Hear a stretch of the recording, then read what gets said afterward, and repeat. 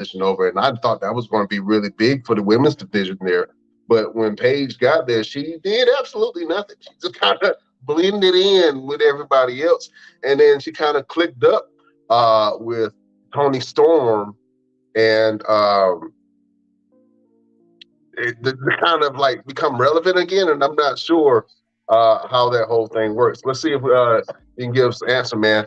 How do you think, especially with the women's division, what do you think they're missing in AEW as far as the women's division? I know they have a champion in Tony Storm, who is a homegrown talent, but like I was saying, some of the WWE talent that went over to AEW, they're really not doing too well, I have to say.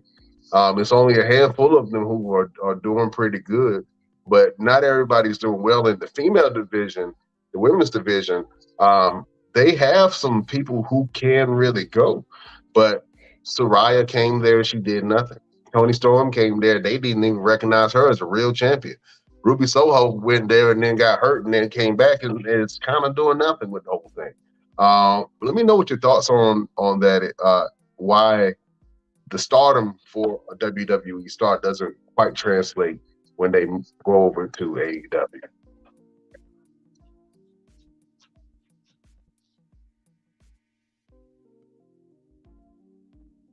Mr. Everything.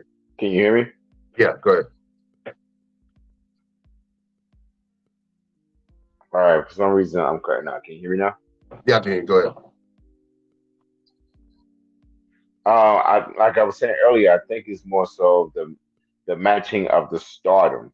You don't have anybody to match anybody's level of fan interaction and stardom. You have somebody like Tony Storms who she doesn't have anybody to really combat her in terms of bringing her up. You know, when she was on NXT, she had people like Rhea Ripley and Asuka, you know, all these different stars who can push her to another level. But in AEW, you don't have too many women or too many men that can actually push a lot of these superstars to another level. Even Keith Lee, when he had a match with Roman, one of his biggest things and one of the biggest things that drew a lot of eyes to him.